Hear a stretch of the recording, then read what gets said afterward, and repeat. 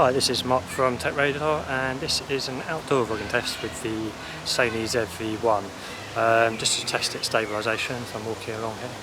I've got it set to steady short active, which is the highest form of stabilisation, so it should be relatively smooth, but I'm going to go and test now with some of the other stabilisation modes just to give an idea what you can expect. Okay, so I've turned off steady shot stabilisation completely here. So obviously there's less of a crop, but it's looking fairly shaky. So really I think this mode is more for when you're on a tripod shooting at home rather than out and about. But this is just to give an idea of what the stabilisation is like when it's completely off. Right, so I've set the stabilisation now to standard, which is a mode that's in between completely off and the active mode. So should see a slight improvement here, but I still think active is the mode if you're doing a lot of travel or walking videos. So we'll see how this turns out.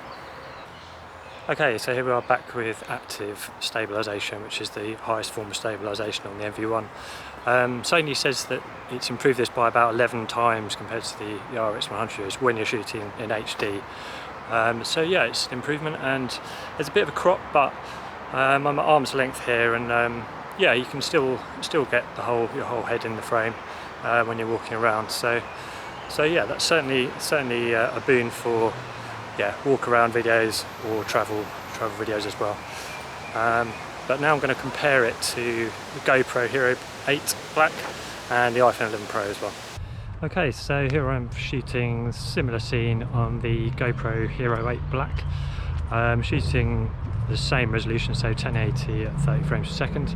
I've got hyper smooth stabilisation on, so that is still among the best electronic stabilisation, if not the best around.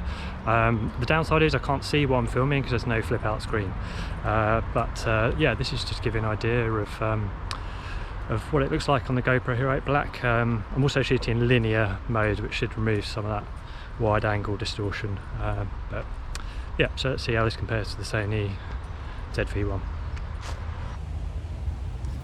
Okay, the last comparison here is with the iPhone 11 Pro. So the slight cheat here is I've got it mounted to a DJI Osmo Mobile 3, so that is giving it a real boost in stabilisation.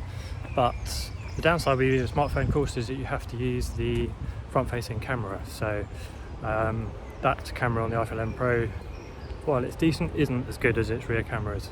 So there's a slight quality loss there if you want to see yourself while you're filming. But yeah, this is just to give you a comparison with a relatively cheap accessory for your smartphone to the Sony ZV-1 for vlogging. Okay, so that was a quick comparison between the Sony ZV-1 and GoPro Hero 8 Black, and also the iPhone 11 Pro with the DJI Osmo Mobile 3. I think the Sony ZV-1 is definitely the more user-friendly out of the three, with the side flipping screen really helping you frame shots. And from a first look, I'd say the video quality on the ZV-1 is the best of the three so far. But it's not waterproof like a GoPro, and you don't get quite the same level of stabilisation as you would with a DJI Osmo Mobile 3 on your smartphone. But it's time to do a few more tests, so I'm going to look at audio quality next.